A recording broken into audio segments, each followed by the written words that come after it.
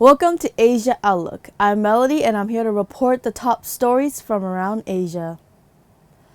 To Myanmar, where reports say a landslide at a jade mine has killed at least 17 people.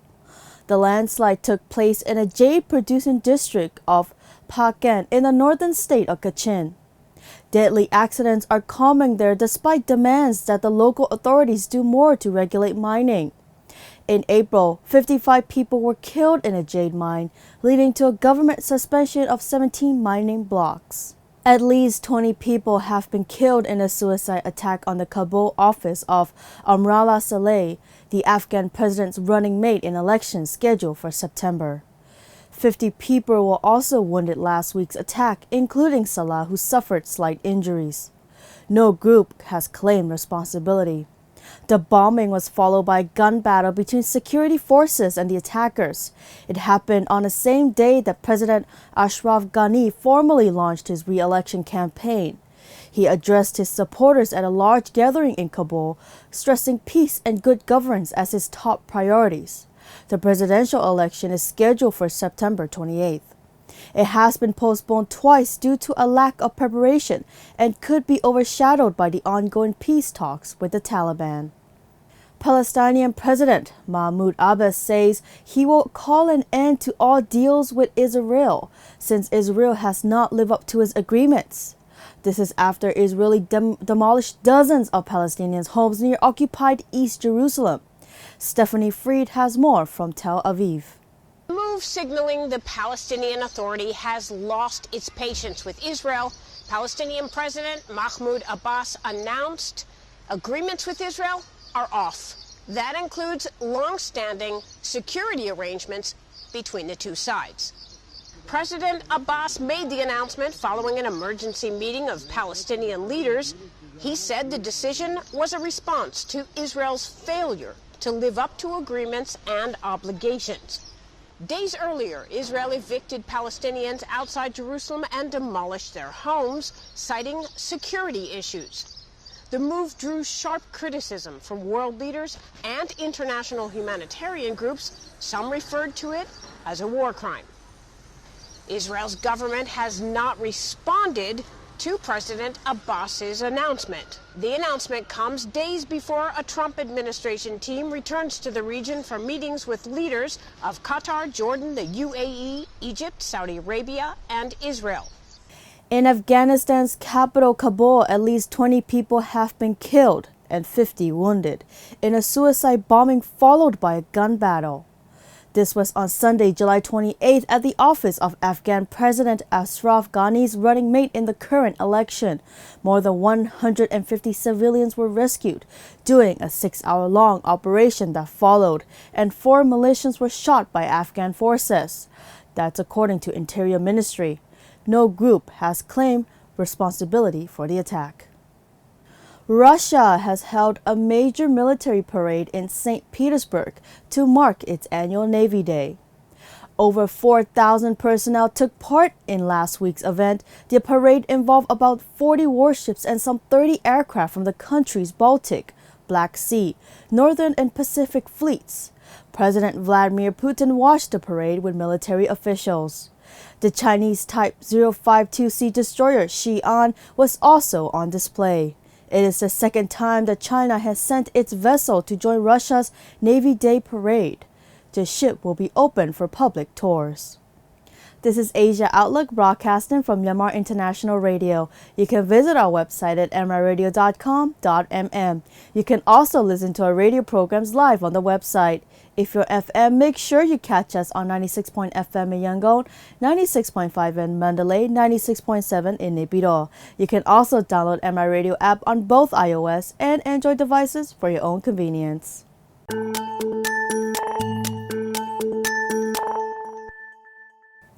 While many regions in Asia are parched by high temperatures, other parts are submerged by floods. India's northeastern Assam state was hit by heavy rains and overflowing rivers, with houses and properties damaged. Floods and landslides have also killed 80 people there. In the country's northwestern Kota city, which is usually known to be dry, residents were forced to climb up to their terraces due to waterlogging after 3 days of incessant rain. Meanwhile, floods in parts of Bangladesh have left 75 people dead, affected over 6 million people, and displaced families in almost half of the country. An Iranian foreign ministry spokesman says talks with the U.S. would be possible if they were based on an agenda that could lead to tangible results. But the spokesman says the U.S. rejected Iran's offer to make current rigorous nuclear inspections permanent 4 years earlier than agreed, in exchange for Washington lifting sanctions. Malaysia's new king has been sworn in as the country's 16th monarch in an elaborate ceremony in the National Palace in Kuala Lumpur. The new king was installed in January after his predecessors abruptly abdicated after just 2 years on the throne. It was the first time a Malaysian monarch stepped down before completing their 5-year tenure. The new king previously served as the vice president of the Asian Football Confederation. Cambodia has become the latest Southeast Asian country to return solid waste to developed countries. 83 containers of plastic waste are to be sent back to the United States and Canada. The Cambodian government has opposed of any import of plastic waste for recycling, saying the country is not a rubbish bin for others. Cambodia joins Indonesia, Malaysia, and the Philippines in turning away trash sent to their shores. The 52nd ASEAN Foreign Ministers meeting has opened in Bangkok. Top officials from Southeast and East Asian nations, including Chinese Foreign Minister Wang Yi, are attending the 5-day event. The foreign ministers have taken a family photo during the opening ceremony and then sat down for a plenary meeting. At the top of the agenda for this year's meeting are free trade agreement among Asia-Pacific nations, the South China Sea Code of Conduct, and the China-U.S. trade war.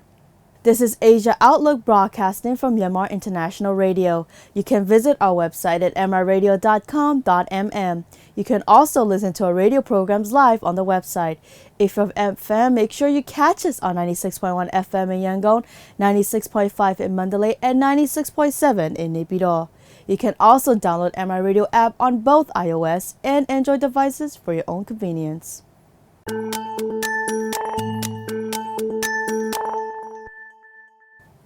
Bangladesh is facing its worst ever dengue fever outbreak.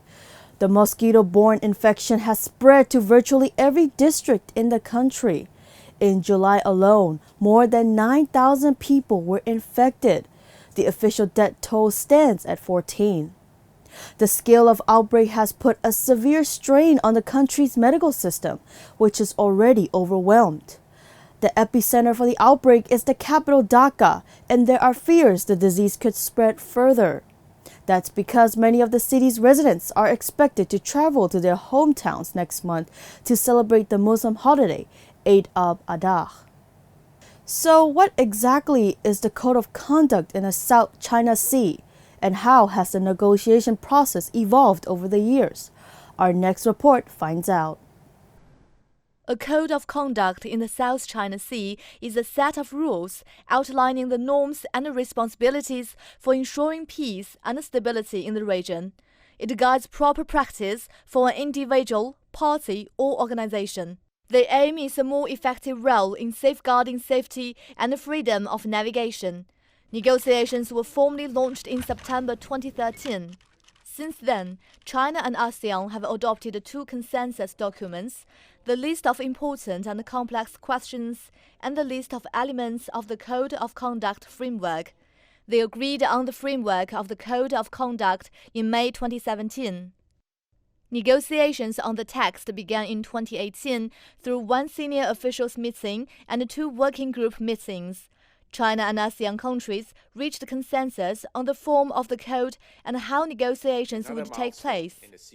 In August 2018, the Foreign Minister of Singapore announced that China and ASEAN countries had reached an agreement on a single draft of the Code of Conduct negotiating text.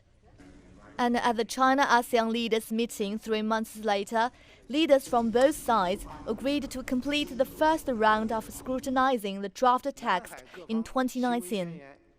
In June 2019, in a statement issued after the 34th ASEAN Summit, the organization welcomed the continued strengthening of cooperation between China and ASEAN in the South China Sea and said it was greatly encouraged by the active promotion of Code of Conduct talks in accordance with the established timetable. This is Yu Yang for CGTN. South Korea has warned that security cooperation with Japan might be affected if Seoul is removed from its list of countries that face minimum trade restrictions. South Korea's Foreign Minister Kang Kyung-hwa said this during talks with her Japanese counterpart Tara Kono in Bangkok last week. She also warned that Seoul might be forced to come up with countermeasures. The meeting was the highest level between the two sides since Tokyo tightened curbs on high-tech export to Seoul last month. Top diplomats from the Asia-Pacific region are in Thailand's capital Bangkok for a series of meetings led by 10-member Association of Southeast Asian Nations, or the ASEAN. A meeting of foreign ministers from China and ASEAN nations was held Wednesday, July 31st. Chinese State Councilor and Foreign Minister Wang Yi met with counterparts to move ahead on 5 areas of agreement. First, to align the Belt and Road Initiative with other ASEAN development strategies. Second, to deepen cooperation in e-commerce, 5G networks, and smart cities. Third, to accelerate RCEP trade negotiations and free trade cooperation in general. Fourth, to set up regional rules related to the Code of Conduct in the South China Sea. And fifth, to maintain regional peace and security through military and law enforcement cooperation. CGTN's Martin Lowe reports from Bangkok. The fallout from the US-China trade war and tensions in the South China Sea. Key issues on the table when China and the 10 countries of ASEAN held a joint ministerial meeting. China says it wants to strengthen maritime cooperation in Southeast Asia, jointly uphold regional peace, and complete negotiations on a code of conduct for the South China Sea. Trade is dominating events taking place this week around the 52nd ASEAN Foreign Ministers meeting. Many ASEAN countries are suppliers to China and have seen their exports fall as China's sales to the US have reduced. China is ASEAN's largest trading partner, and ASEAN has overtaken the US to become China's second largest trading partner. Two-way trade is worth around $580 billion a year. We should work together to uphold multilateralism, which both China and ASEAN believe is in accordance with our common interests. We should continue to advocate openness and inclusiveness in our cooperation. The two sides also launched the China-ASEAN Young Leaders Scholarship Program to promote academic exchanges between China and Southeast Asian states. The scheme will provide funding for ASEAN students to pursue higher education opportunities in China. ASEAN consists of 10 Southeast Asian countries: Thailand, Singapore, Indonesia, Vietnam, Malaysia, the Philippines, Myanmar, Cambodia, Laos, and Brunei. China is playing a major part in this week-long summit, which will see 31 countries take part in around 100 different meetings. It's one of the region's key political exchanges of the year. Martin Lowe, CGTN, Bangkok. That is the end of our international news. Now we take a look at our local news.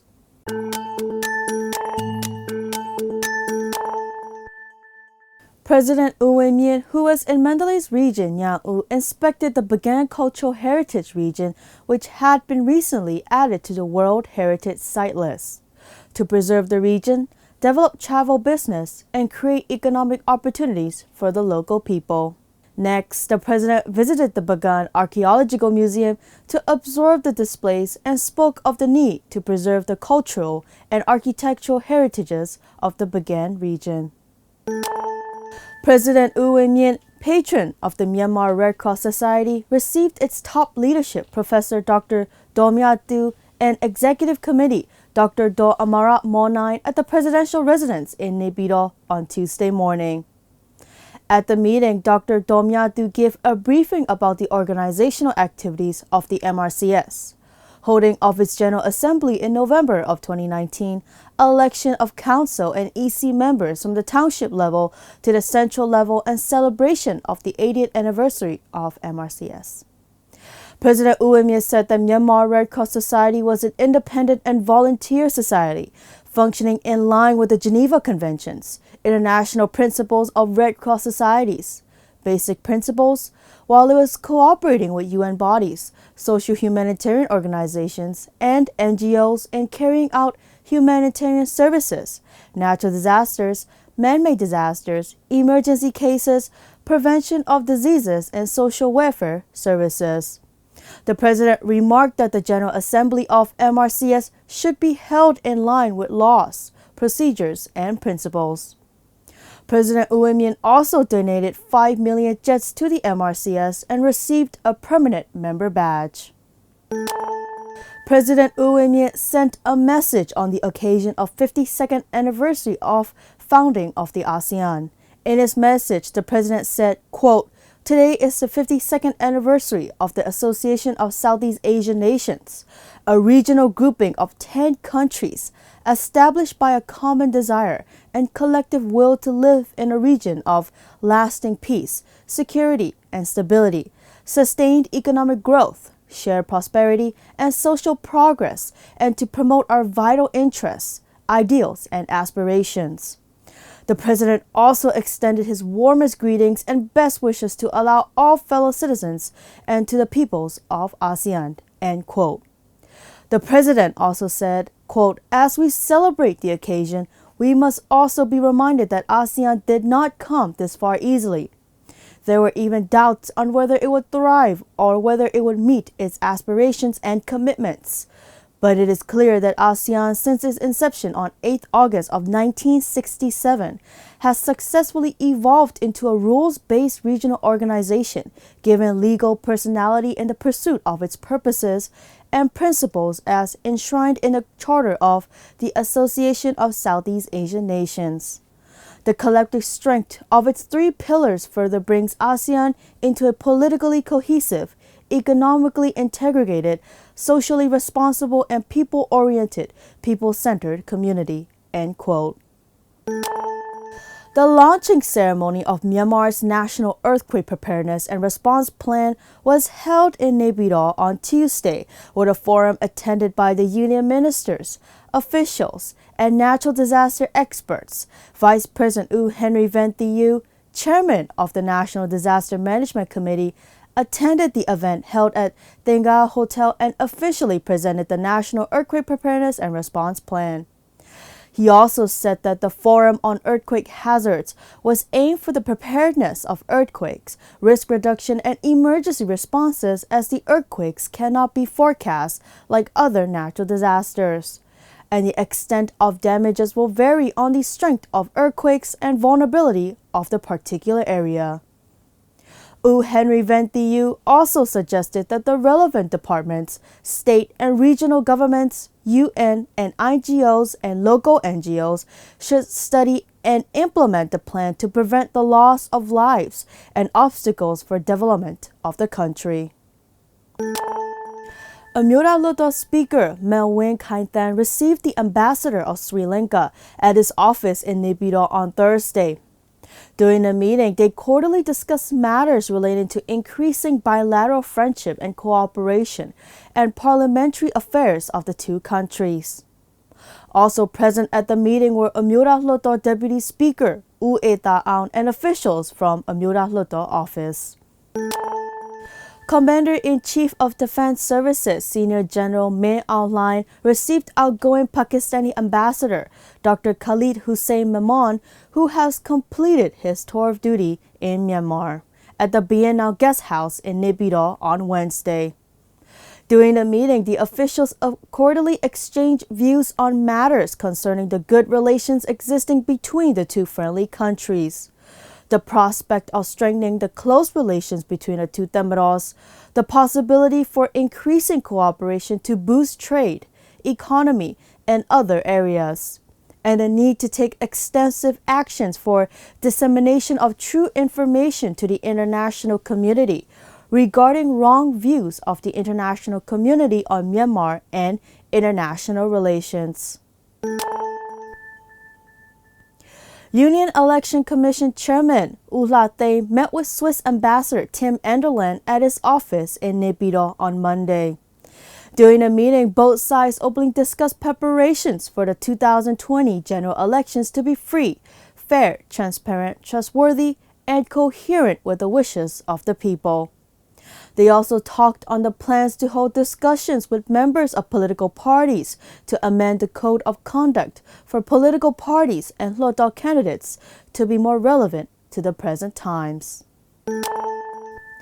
Union Minister for Social Welfare, Relief and Resettlement Dr. Wimye A. said on Monday that the relevant ministries, INGOs, and social organizations are working together for law enforcement to protect children and women from various forms of mental and physical abuses. The union minister attended an educative campaign of the Orphans Reduction and Protection Association held at Dukaso Hotel in Myanmar. At the event, he said that his ministry was implementing the Early Childhood Care and Development Law that was enacted in February of 2016 and the UN Convention on the Rights of the Child to help the children for their survival, development, protection, and their participation in the communities. He assured that children will only be granted for citizenship in accordance with the existing law, although they can be registered for birth. A ceremony to mark the 31st anniversary of the 1988 pro-democracy movement was held on Thursday in Yangon. The ceremony was attended by Yangon Region Chief Minister U Pyo-min-thein, Yangon Mayor U Mau-so, Deputy Mayor U So-lun, the Deputy Speaker of the Yangon Region Lodol member of the Yangon Region Cabinet, students who participated in the movement, and the people. The ceremony was held in the Mahambadula Park in downtown Yangon, and the attendees observed an 8-second silence to pay tribute to those who fell in the democracy movements in Myanmar. Afterwards, U Min Go-9 from the 88 Peace and Open Society delivered the opening address, and U Mya-a read out the 6-point declaration of the 31st anniversary of 1988 pro-democracy movement. At the ceremony, periodicals and cartoons published during the movement and photos of the movement from 31 years ago were displayed to the public. Meanwhile, people laid wreaths outside the park to pay tribute to those who sacrificed their lives in the pro-democracy movements in Myanmar. Torrential rain caused flash flood in Chaukji-Bogor region on Monday, inundating the low-lying areas, and the residents were evacuated. The water level in a sit-down river reached its danger mark on Monday morning, and overflow water from the river submerged the low-lying areas, affecting 128 households. A total of 564 people from the low-lying areas moved to temporary shelters set up at monasteries and pagodas. The flood also forced 3 basic education schools to be closed. Local authorities, Tamil members, and volunteers assisted the people in shifting to the shelters and provided food and water to them. U Thein-sein, head of the Regional Forestry Department, said 42 entrepreneurs have petitioned to use 2,400 acres of forest area in Sagaing region to cultivate bamboo for raw materials for private industries. Authorities approve of bamboo plantations in forests that are damaged or have low number of trees in order to generate additional income for the nation, make the environment greener, and moderate watersheds. This year, natural disasters such as floods and the ongoing drought have affected more than 150,000 acres of crops, including sesame and groundnut, and destroyed around 10,000 acres of farmland, according to the Magui Region Agricultural Department. Magui Region, which mainly grows oil crops, has over 1.3 million acres of land under peas and pulses cultivation. According to statistics, the drought has affected more than 270,000 acres of groundnuts and over 1.3 million acres of sesame grown in the early monsoon season. Besides, the recent swelling of rivers has added to farm stress, submerging crops grown on land along the rivers. A 2-day regional workshop for drafting a marine conservation policy in Myanmar was held at the Green Eyes Hotel in Mye, town of the Ninh Tai region. It was jointly organized by the Forest Department and Fauna and Flora International. Participants at the workshop discussed exercising control over extraction, issuing licenses to enable access to natural resources, along with land use policy and management processes to protect the local people, women's role in the sector, equal access to work and resources, the process that will be implemented, Myanmar marine conservation policy, and the type of land needed for conservation efforts. The workshop was held on 5th and 6th August and was attended by local representatives, departmental officials, representatives from non-government organizations, and the local people. That is the end of the local news. This is Asia Outlook broadcasting from Myanmar International Radio. You can visit our website at miradio.com.mm. You can also listen to our radio programs live on the website. If you're on FM, make sure you catch us on 96.1 FM in Yangon, 96.5 in Mandalay, 96.7 in Naypyidaw. You can also download MI Radio app on both iOS and Android devices for your own convenience.